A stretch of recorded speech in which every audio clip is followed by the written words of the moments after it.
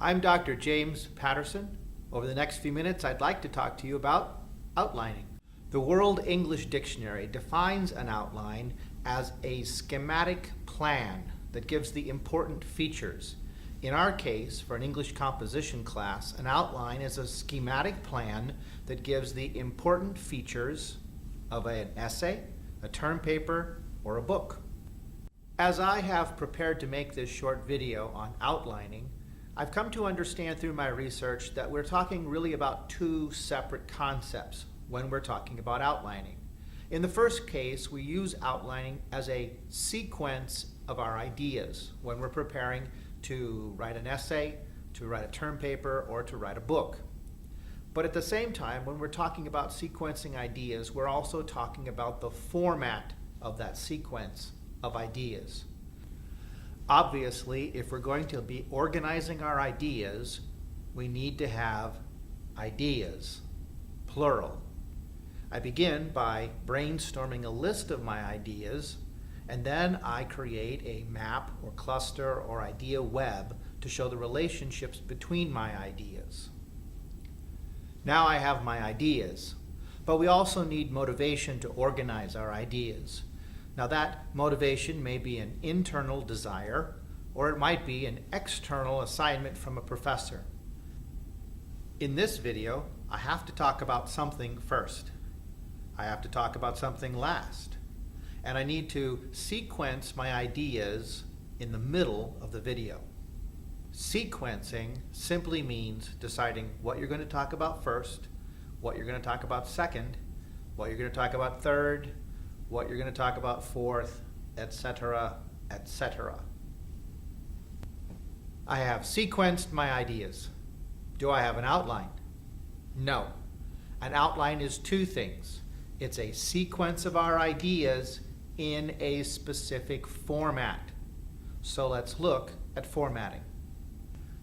An outline format works in two directions. From the top of the page to the bottom of the page, we list our ideas in the sequence we intend to follow. From the left margin to the right, we start with the general ideas. Then we indent to a second or third level to move from the general to the specific. Each level, left to right, indicates a degree of greater specificity or detail. Here is an example. In this short video, I want to talk about sequencing ideas and formatting the outline. That gives me two main points, Roman numeral 1 and Roman numeral 2.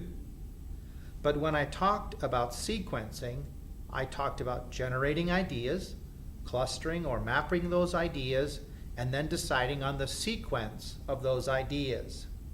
The first level of ideas is indicated with Roman numerals. The next level, which is the first level of subdivision, is indicated with capital letters. Let me make an observation at this point. When we're talking about outlining, we're talking about sequencing our ideas, plural. We're also talking about levels of specificity, again, plural. When outlining, we never want to have a 1 without a 2. We never want to have an A without a B.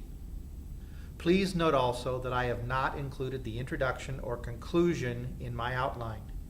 Every essay, term paper, or book has an introduction. Every essay, term paper, or book has a conclusion. We do not need to include them in our outline. We create an outline for the body of the essay, the term paper, or the book. In this video, we've looked at outlining. We've talked about sequencing our ideas, and we've talked about formatting that sequence. Once we have mastered outlining, we can really outline in two different directions. As we've seen here, we can create an outline in preparation for writing an essay, a term paper, or a book. But we can also outline from a published text. Our instructor may assign us to read a chapter in a textbook. Could be art history textbook, could be a political science textbook, we read the chapter and create an outline from that chapter. It proves and demonstrates to the instructor that we've read and understood the text. And to the extent that the author of the textbook or article has outlined his or her work, we should be able then to create a competent outline from the text.